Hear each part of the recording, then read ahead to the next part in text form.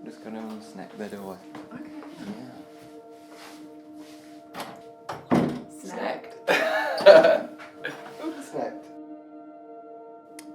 William Dawson, 22, Clapham. Above the village of Clapham. Do you want me to be any more precise? Yeah, well, Bleakbank is about a 300-acre hill farm, which the Dawsons have been here since, well, about 100 years exactly now. They came just after the First World War. We keep dairy cows, milk about 80, and lamb about 500 sheep. So it's quite small, quite traditional. Just a little hill farm, really, in Yorkshire. So the year is sort of split between the summer and the winter, and in the winter things are much more structured, much more routine. The milking frames the day. You have milking at the start of the day, the milking machine going on about 6 o'clock, and then you finish with the milking because then it's gone dark by the time you've done that again at 6 o'clock in the evening. And through the day you're mostly doing feeding livestock, the sheep, the cattle, mucking things out. So it's very regimented really, and there's not a lot of time for anything else because the daylight's not there. But in the summer things go much freer. You still have your milking as your first job. Summer's it's a much more relaxed atmosphere because of the daylight thing. I mean, you might do your milking in the afternoon in summer, but then after that you might go and wall a gap because it's a fine night. Yeah, well, January and February are sort of your typical winter sheep feeding, cow feeding, cleaning out, and then you come through into the spring, into March, April, your lambing time. Things are chaotic, hectic, death and disaster all around, but it's great. And then when you look up from all of that, it's May, June, it's early summer, the lambs are growing, cattle are going out, you're starting silaging, walling because it's a nice night. And then you come into the proper summer, July, August, you're clipping, you're gathering, dipping the sheep, all your hay timing. And then it comes through to the back end, what's known as the back end, the autumn, September, October. Those are your sheep sales. That's sort of the completion of the sheep farmer's year. And then you come back to winter and your cows coming in November and things just revert to that sort of routine again. I'm aware that you shouldn't take it for granted where you live, especially when you live somewhere like here. I just like the freedom of it really, like wandering up onto a fell or something, or going walling somewhere, that you don't have to be cooped up sort of. Because I mean, even if you go out, you're still under a roof space often somewhere, aren't you? I'm not that keen on that. I actually do know some people in London. Like, David was there for a week, my Uncle David, and he said he never put his foot on grass the whole week. I find that really upsetting. Very lucky, really, to live up here. I'm called James, I'm 15, and I live in Everkellet, in North Lancashire, next to Cumbria. I'm slightly pessimistic because of global warming, but apart from that, I'm alright, yeah. It's a bit scary in a way. You get a bit more responsibility, but I'm going to school next year. I mean, if I was going to college, I think I'd be a lot more responsible for myself because I've got not as much team in place to look after me. But I think that by some people you're more respected, by other people you're more looked down upon as a vandal. I think my village is the only place in the world you can get done for loitering in a park. Well, Devil's Bridge, so there's a bridge, and in the 1300s, 1400s, people used to jump off it to propose to their wives and stuff. They used to tombstone off it. But you try it now, you'll die because the floods have filled in the gap, you see. But there's a rock underneath that everyone calls Crot Rock, and kids jump off there nearly every day in summer. So we just jump off there and go for a swim about, race down the river, and at the moment I'm trying to find another nice place to go because it gets busy. But yeah, it's quite fun. After school, you go in your boxers. That's always funny. When I had my GCSEs, it was really like Sonny, and I had people in my year like going into the river half an hour before exams and things like that. It's quite. Sure. Just trunks, yeah. Just swimming trunks. Maybe nothing sometimes. Hello, my name's Sam. I'm 16. I live in Kirby Longsdale in Cumbria. Hi, I'm Ollie. I'm 15. Live in West House near Kirby. Hi, I'm Alfie Bradshaw, 16, and I live in Kirby Longsdale. So I'm in sixth form and just done my GCSEs while having a part-time job. I found it pretty easy. Didn't really revise. Good crack. Like going out, having fun. yeah, pot wash at Loonsdale Arms. It's a good place to work, quite enjoy it. Beat grouse, beat pheasants, partridge, the lot. Like being around here, you just say hi to random people, like just being friendly as well. Yeah, it's a small community, so you know if you go out for about 5 minutes, just walk into the shop, you don't always see 2-3 people. Just depends how many people are out really. Like a 5-minute walk takes you about 20 through Kirby, just through talking to everyone and things like that. You can go out without like having any danger of, like, your parents are chill about you going out. Like there's none, like you can't just go out without an adult. Like There's no violence. There's no we violence. literally stay out till like, I don't know, like 10 every night, and it's like we've done that since we were like, I don't even know, 10. until I can remember. Yeah, just free really, just not like no one really like judging you or anything, and like you could mainly do anything, you go anywhere. And I'm feeling like comfortable to be able to walk around like whenever you want, not feeling like anything could happen to you, like, because you know something, like if something does happen to you, then it's got to be something really wrong to happen, if you get me. I work at Inglebrook Cave as a tour guide. Yeah, not expected. That golden bit of information. Come to Inglebrook Cave, I am qualified. It's all good. Yeah, so as a tour guide, so I take people around, talking to them about the history and geology of the cave. So it's just kind of down there, Clapham Caves. Yeah, and at Christmas I dress up as an elf, and Father Christmas is there, and I do a Christmas grotto. And you did it as well last year, so you know, don't be shaming me. It's the best Christmas paint job you can get, so it's worth doing. It's something you don't think about as being strange. When I started driving, it was like sort of knowing the roads here and knowing like which corners you needed to slow down on because of the I don't sheep. slow down in any other corner. No, but like knowing that that's where the patches of sheep sleep at night, so you need to watch out. Oh yeah, around you the need to watch. corner Yeah, where they're sleeping sheep on the come roads. onto the road, so you've got to So be it's just careful. like it's something I was like, hang on, that's quite a countryside thing to have to remember where to slow down because Hey of up. the sheep. Get rid of those. I can't do a Yorkshire accent. Like, I mean, From Yorkshire. well, kind of.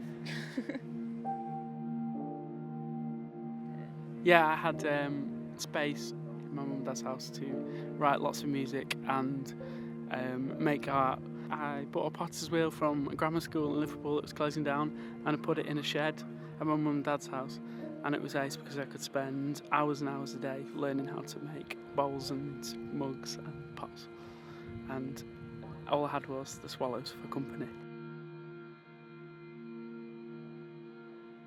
We're putting on a music festival at my mum and dad's house called Bingo Fest. I'm Lucy, I'm 26. I grew up in Caton, which is a small village just outside of Lancaster. I'm Alex, I'm 25 and I grew up in Arnside. The north has an identity which you can hold on to, and when I moved down south I created my own northern identity, and now when I go back, you know, it's made it a lot more powerful and I can feel much more part of something. Now I called myself a northerner, which I didn't do beforehand. I just love being around nature. I think I realised moving away from that, you realise you have such a privilege growing up surrounded by nature, because I just thought every child had could climb trees and saw cows and sheep every day and woke up to those sounds, and then you move away and you're like, people don't have that, that's not natural. And I think looking back on my childhood, I'm so grateful that I did have that and that I could just run out and straight away be running through a field and running in nature.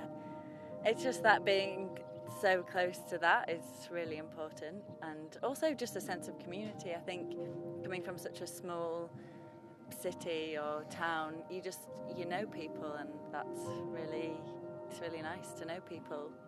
And I'm Emily, I'm 16 and I'm in Clapham by the lake. There's a lot of green, just everywhere you look. There's green fields, green trees,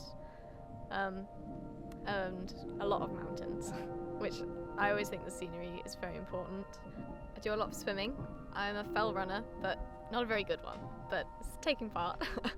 A bit of horse riding, archery, scouts, explorer scouts, caving, walking, and I'd like to do lots of arts and crafts. So I made my prom dress these past 2 weeks, which was quite fun. I don't think I ever would have got involved in caving if I'd lived in a city, but here I'm an active caver. And it's also nice that we've got the beck, because if it's really hot, you can just go swimming, just like whenever. I went on a run and it was very hot. It was a really bad run. But I got home and I was boiling, and I just texted my friend, just like, do you want to go swimming? She was like, yeah, okay. So we just went, and it was actually very cold, but it was still good. We've done that a lot, like coming home from school. You're just like on the bus, in the car, it's really warm. You're just like, yeah, we'll go swimming. And you just go.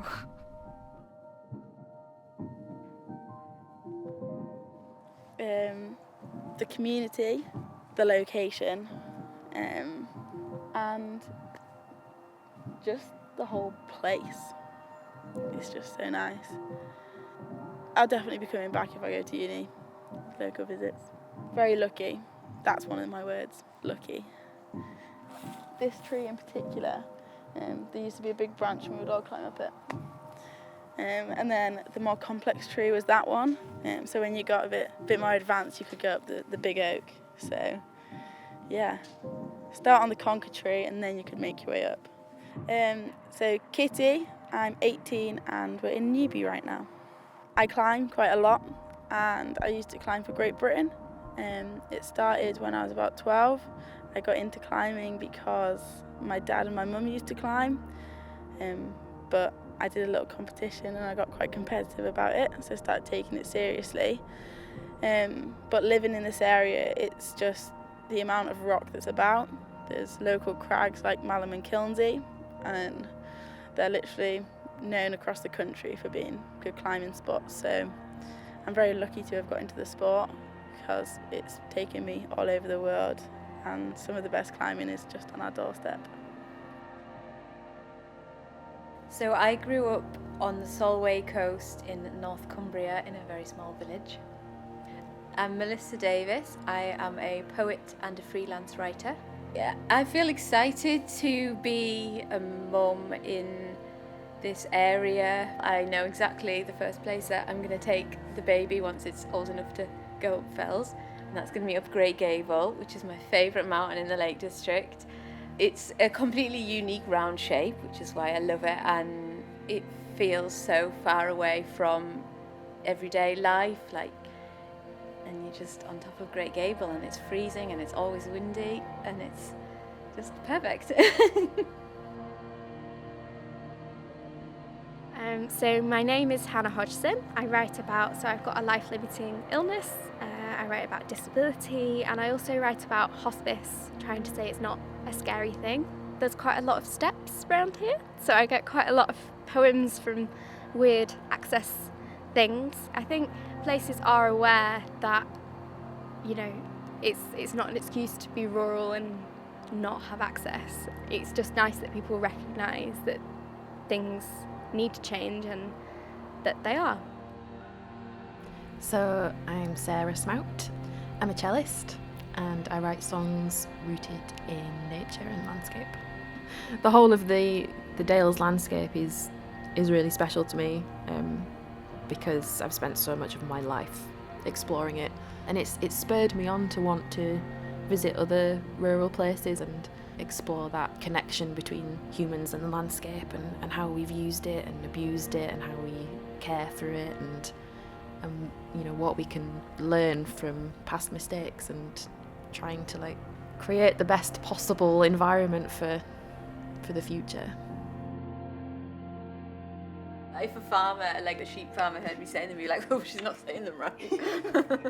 This is counting to 10 in the Cumbrian language for counting sheep. Yan, tan, tethera, methera, pimp, sethera, lethera, hovera, dovera, dick. The sheepdogs are a big part of a shepherd's career, and I've had Bet for 3 years now, and she had a litter of puppies unexpectedly, but never mind. So I kept one of those pups, and hopefully it will be able to take Bet's place in due course. She's still a long way to go yet. She knows nothing sensible. She's been taught nothing useful. and it's not a sensible dog yet, but hopefully she'll come through and be as good as Bet was. Yeah, well, in summer, when you're making hay, you have to bale sunshine, and what that means is that you can get your hay as close to hay as you can, but if it's overcast on the day, it just doesn't make good hay when you bale it. It's got to have the sun on it. And then, in winter, when you're opening it up on a frosty, cold day, or maybe when the rain's driving right at your face, you open that bale and it just smells the same as it did when you sealed it up. You can smell the sunshine that you baled.